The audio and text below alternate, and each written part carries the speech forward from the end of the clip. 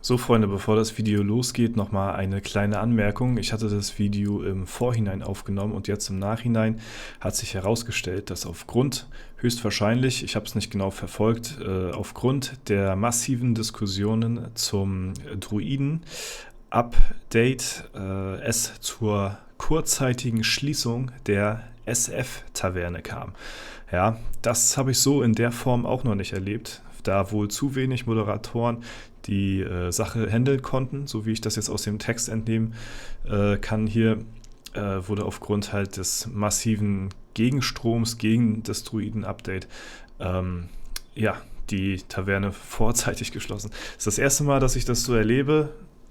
Ich habe es nur gesehen, dass 500 Nachrichten im englischen Channel online gegangen sind und ich das Ganze gar nicht so richtig verfolgen konnte. Deswegen alles, was ich jetzt im Video danach sage, es könnte höchstwahrscheinlich sein, dass aufgrund solcher massiven Kritik an den Druiden eventuell da nochmal eine Anpassung geschehen wird. Aber jetzt erstmal wünsche ich euch viel Spaß mit dem Video. Moin Moin, hallo und herzlich willkommen zu einem neuen Video hier auf meinem Kanal. Und heute gibt es wieder eine Runde Shakes and Fidget und heute möchte ich euch alles über das neue Druiden-Rebalancing mal vortragen. Ja, und auch, ihr seht es bereits, auch in der Praxis mal zeigen, denn ich bin heute im Account vom Seraphim, den habe ich mal angefragt, weil ich weiß, dass er einen sehr, sehr starken Druiden spielt und deswegen werden wir zuallererst mal, bevor es in die Praxis geht, werden wir erstmal in der Theorie gucken, was hat sich verändert. Ja, dazu werden wir die einzelnen Schritte vom Druiden mal durchgehen, welche Fähigkeiten jetzt neu sind, was sich jetzt wie gesagt großartig so verändert hat. Und dann werden wir in der Praxis euch zeigen, wie das Ganze hier auf dem Account vom Seraphim, der ja einen Druiden spielt, aussieht. Denn der Druide ist komplett turbo-broken geworden, ja. Wenn ihr denkt, das neue Upgrade vom Dämonenjäger war schon OP, ne? Der Dämonenjäger ist jetzt balanced im Vergleich zu den Druiden. Also Seraphim hatte mir Dungeon-Kämpfe hier zukommen lassen, da werden wir wie gesagt gleich überall reinschauen. Jenseits von Gut und Böse, hatte mit SF-Tools Gegner gehabt, die 0% waren, die not possible waren, so, ne, und hatte diese tatsächlich auch jetzt legen können. Also insaner Damage Boost, ja, komplett OP geworden, das Teil. Also ist jetzt wahrscheinlich roundabout mit die stärkste Klasse momentan im ganzen Spiel.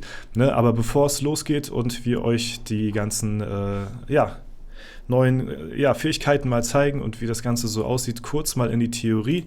Dazu gab es hier ein Update von Darkwing Dang im Forum, ne, der das Ganze hier beschrieben hat, was jetzt neu ist, ne, und was auch geändert worden ist, was die Leute sich dabei gedacht haben. Wenn ihr den Teil skippen wollt, wenn ihr Druiden spielt, würde ich es nicht machen, aber wenn ihr den Teil skippen wollt, dann könnt ihr natürlich sehr gerne vorspulen, bis wir zur Praxis kommen.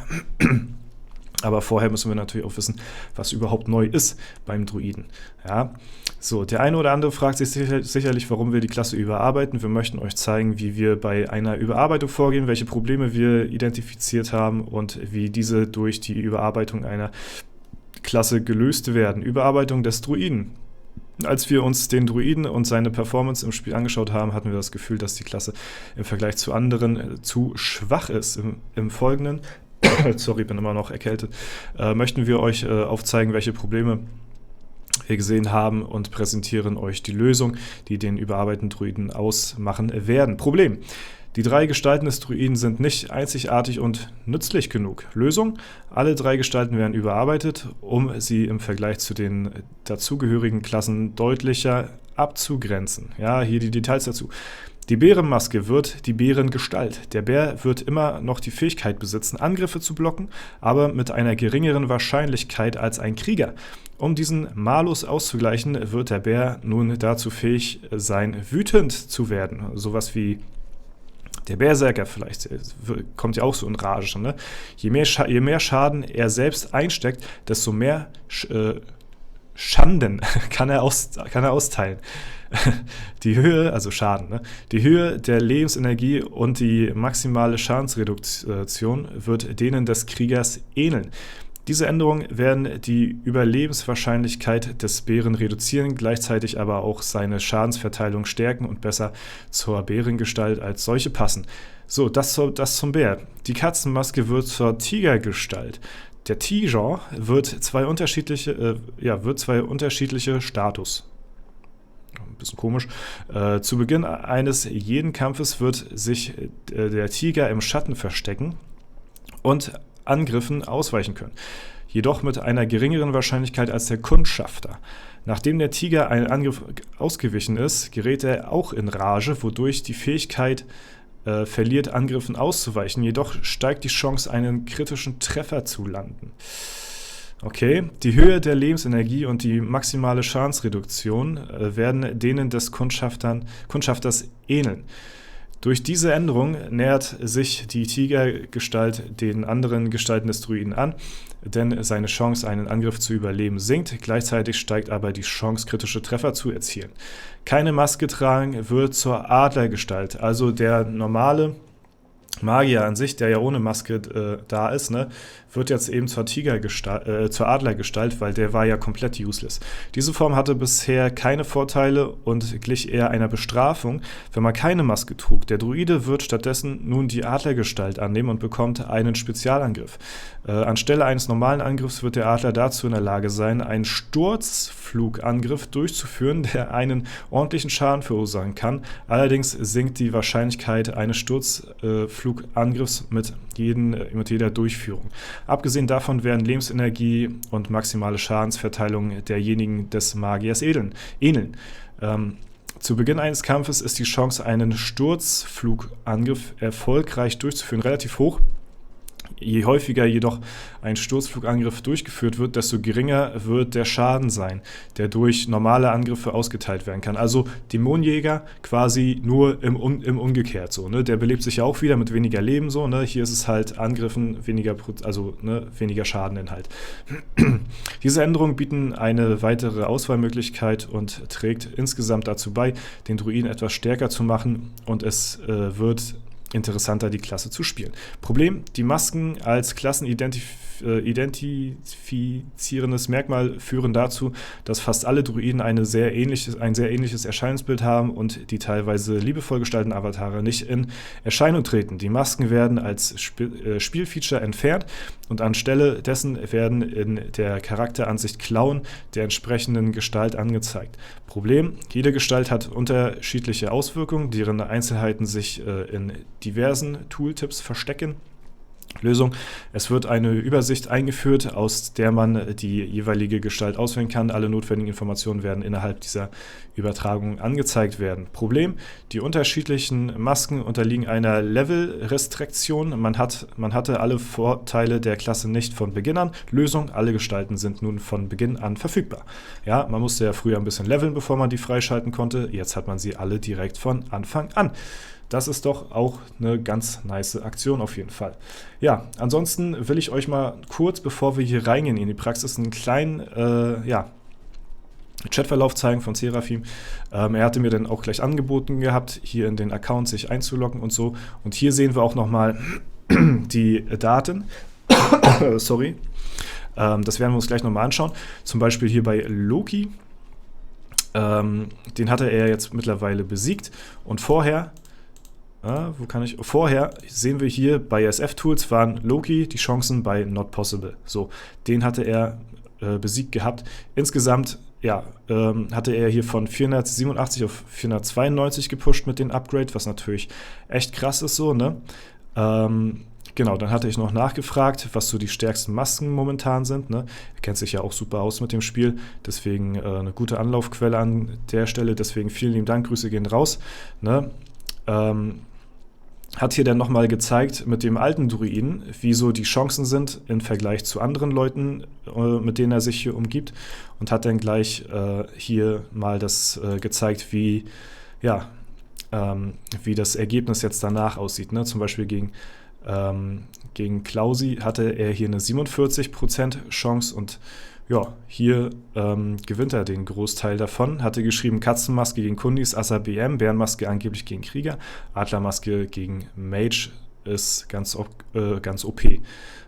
Katzenmaske aktuell gegen Klausi, wo ich weniger als die Hälfte gewinnen sollte. Sieht man hier jetzt halt relativ gut. Ne? Dann gehen wir hier weiter. Gegen BM fühlt es sich an wie 50-50. Ne? Und hier Angriffe gegen Wilhelm, wo er eine 33%ige Chance nur hat. Ne? Sieht hier auch relativ ausgeglichen aus, halt eben 50-50, wie er hier schreibt. BM, wo ich vorher 33 Winrate hatte, fühlt sich an wie 50-50 ungefähr, aber auch wegen dem Feuerball 33% Damage, ne? Genau. Ja, und Adler, ganz witzig, hier noch geschrieben, macht man One-Turn-Kill mit dem Sturzangriff gegen den Magier. Ne? Also da werden wir jetzt mal auch definitiv gleich mal reinschauen, wie das Ganze hier aussieht. Ne?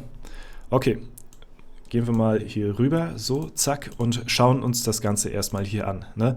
Man sieht jetzt hier die 3 Gestalten jetzt ein bisschen aufgelistet. Man hat hier den Schaden, die Schadensreduktion, Lebensenergie, macht dich widerstandsfähiger, versteckt dich im Schatten, bis du ausgewichen bist und wechselt dann in Rage, nachdem du einen kritischen Treffer landest, bist du wieder versteckt. Ne? Status, Verstecken, ich hatte das hier selbst alles noch nie gesehen, deswegen muss ich mich hier selbst erstmal reinschauen. Ausweichchance 40%, maximal Crit-Chance 0%, aber bei Rage bei 25% und Crit-Schadensbonus 300%, das ist so insane. So, ermöglicht es Angriffe zu blocken 20% und macht dich sehr viel widerstandsfähiger. Je weniger Leben du besitzt, desto stärker werden deine Angriffe. Lebensenergie 0,5%, ne, das ist der Schaden hier, und weniger als 25% 1,5, also steigt sich halt in 0,5er Schritten hier, jeweils zur Lebensenergie. Auch krass auf jeden Fall. So, und hier die Adlergestalt gibt dir die Chance, einen mächtigen Sturzangriff zu landen. Mit jedem Sturzangriff reduziert sich die Chance. Entschuldigung. Hier haben wir noch ein paar Statistiken dazu. Basischance für Sturzflug 50%, Sturzflug Schadensbonus 500%, Chancenreduzierung 2,5% dafür nur. Das ist extrem krass. Ja, und hier übrigens sieht man jetzt auch hier die Kralle da, ne? Hier die Bärenkralle und hier die Tigerkralle, also das sind jetzt die neuen Masken. Ne? Jetzt gucken wir mal hier in die ganzen Sachen rein. Ne? Wir fangen mal an, das sind hier die Angriffe, beziehungsweise die Dungeons, die er heute geschafft hat, die er vorher wahrscheinlich so nicht geschafft hätte. Ich weiß nicht, sind hier noch die Kämpfe noch verfügbar? Jo, hier sind die Kämpfe, die wir aus den Screenshots gesehen haben. Gucken wir uns erstmal hier einen an, wie das Ganze hier aussieht. Wir machen mal ein bisschen schneller. So. Das ist schon ganz guter Damage auf jeden Fall. Mal schauen, hier der Wilhelm, der hat ja einen Battle Mage am Start. Ne? Ich muss jetzt erstmal schauen, ich kann die Krallen noch gar nicht so richtig zuordnen. Das ist ja alles so neu. Vor allen Dingen, wechselt auch die Farbe hier, wie das aussieht. Ne? Digga, der Damage ist insane. Der Damage ist auf jeden Fall insane. So, das ist die Adlergestalt hier. Ja. Das ist die Bärentatze und das hier ist der Tiger, ne? So, mal schauen. Hat er hier noch den einen Angriff gegen... Ja, hier ist noch gegen Magier, mal schauen, Druide gegen Druide hier, wie es hier aussieht. Digga. Also das ist schon echt verdammt heftig, muss ich sagen. So, gucken wir hier nochmal in den Kampf rein und dann schauen wir mal in die Dungeons. Digga, der Schaden, der ist absolut insane. Muss ich mal so sagen. Ja, auch wenn jetzt hier der Kampf... Oh, das ist ja auch interessant hier. Da muss ich auch mal reinschauen. Was ist das hier? Ach so, das ist gegen sich selbst hier anscheinend. Okay, gut. Gucken wir mal den Kampf an, der vorher nicht möglich war. Jetzt gegen Loki, wie der Kampf hier aussieht. Mal schauen. Also wirklich, der Schaden ist unglaublich. Und ihr habt es ja in den Statistiken gesehen, ne, war halt vorher wirklich not impossible, wie man hier sieht, und liegt jetzt einfach ganz, ganz easy. Also das Ding ist komplett OP geworden. Deswegen, ja, ich weiß nicht, ob da nochmal in Zukunft irgendwas dran geändert wird, ob das nochmal genervt wird oder so, ne? oder keine Ahnung, gerebalanced wird. Ich glaube wahrscheinlich nicht. Vielleicht wollen sie auch jede Klasse jetzt mit Absicht so OP machen, dass die irgendwann alle auf so OP sind, dass sie wieder gebalanced sind. Also der Dämonenjäger war ja schon extrem krass, ne? Der war ja schon OP gewesen nach dem Rebalancing. Jetzt ist der Druide auch so krass geworden. Ne? Vielleicht wollen sie einfach jede Klasse übertrieben krass machen, aber ich weiß nicht, ob das, also die wollen ja jede Klasse nochmal irgendwie so ein bisschen anpassen und rebalancen, aber ich weiß nicht, ob das halt wirklich so, ob das so klug ist. Da könnt ihr ja mal gerne eure Meinung in die Kommentare schreiben, wenn ihr das möchtet. Und ist natürlich auf jeden Fall erstmal ein heftiger Segen für alle, Druiden, ne, die da draußen so spielen. Man hat es ja gesehen hier, extrem krassen Level-Push, auch hier auf der Stufe ist es ja auch gar nicht mal so einfach. Jetzt mache ich mal selbst einen Test und er hat jetzt gesagt, dass wir hier auch ein bisschen reinpayen können, das mache ich aber nicht. Ja, wir kämpfen einmal gegen wen wollen wir kämpfen? Einfach nur mal zum Vergleich. Kämpfen wir mal gegen einen Assassin, ja, mit jeweils allen 3 Masken, um das auch mal so ein bisschen vorzuführen. Jetzt haben wir hier, das war hier der Sturzanflug, glaube ich, ne, mit dem Magier. Okay, ja, da haben wir ja extrem gefailt. Da würde ich ganz gerne mal zumindest, ist das ja? Ja, das ist der. Zumindest mal einen Hit sehen, ja. Mal schauen, wie es hier aussieht. Aber ich glaube, overall muss man sagen, also eigentlich sind alle Masken schon ziemlich strong, so, aber ich würde so gefühlt sagen, die Bärenmaske, die ist auch schon echt heftig irgendwo, ne? Aber auch der Tiger, ich glaube, die Tigermaske ist, also hier 300%, wenn der in Rage ist, das ist schon echt verdammt krass. So, machen wir mal einen Kampf hier mit, ne, um das nochmal zu zeigen, hier alles. Auch mal, um die Animation eventuell zu sehen. Ja, das ist ja auch nochmal vielleicht ganz interessant. Aber so muss ich schon sagen, ist das schon... Digga! Alter! Also das ist wirklich gestört, muss ich sagen. Der Damage, der ist unglaublich, ja. So, also da kann man nichts zu sagen, ja. Da bin ich auch sprachlos, ja.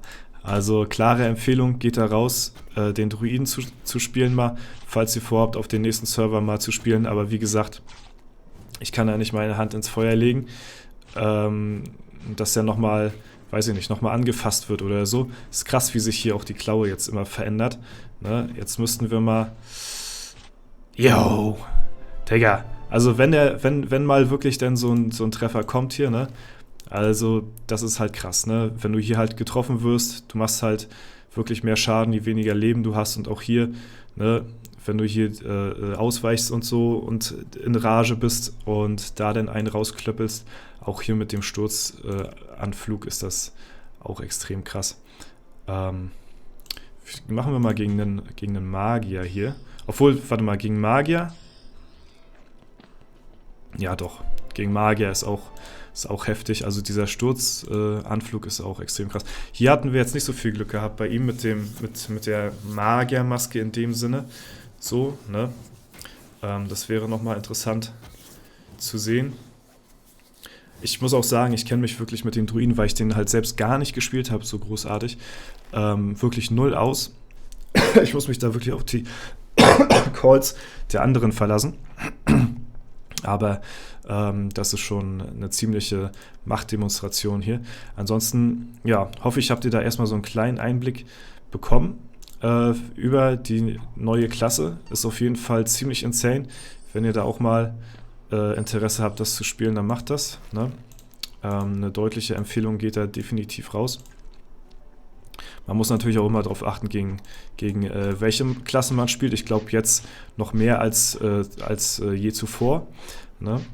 Weil sich das schon extrem profitieren kann, so je nachdem, was man halt für einen Gegner gegenübersteht. Aber die Klasse ist schon sehr OP. Ja, an der Stelle vielen lieben Dank nochmal, Seraphim, dass du mir deinen Account hier zur Verfügung gestellt hast und uns hier einen kleinen Einblick verschafft hast in die neue ja, in den neuen Druiden und eventuell konnte der ein oder andere jetzt mit dem Rework auch nochmal ein bisschen, ja, konnte ich ein bisschen Übersicht verschaffen, was alles neu ist. Und ja, wie gesagt, das Ding ist komplett OP. Gut, das war es soweit von meiner Seite aus. Wenn euch das Video gefallen hat, lasst gerne eine Bewertung, Kommentar dazu da. Ansonsten wünsche ich euch noch einen super schönen Tag. Vielen lieben Dank fürs Zuschauen. Haut rein und bis zum nächsten Mal. Ja, er hatte jetzt hier nochmal eben kurz gerade geschrieben, das hatte ich nicht gesehen, dass wir auch Dungeons simulieren hätten können, habe ich jetzt aber nicht gemacht. Hätte bei vielen 0,02 bis 0,25% Chance und die nach 30 Try gelegt und habe heute gesamt 500 Pilze für 25 Etagen gelegt, wo sicher die Hälfte mit den alten Druiden unter 1% war. Alles mit der Katzenmaske und mit Ausnahme von 2 Mages, die also mit der Adlermaske. Also da sieht man halt eben auch, dass halt eben nicht sehr viele Tries nötig gewesen sind nochmal an der Stelle, um halt diese ganzen Dungeon-Gegner hier zu besiegen. Deswegen an der Stelle sieht man halt, ist schon ziemlich krass, wie das Ganze jetzt hier gerebalanced worden ist. Und ja, das wollte ich euch nur nochmal zum Schluss zeigen, dass halt hier auch in die Tries wirklich nicht sehr viele ja, Pilze geflossen sind. Gut, jetzt bin ich aber raus. Haut rein.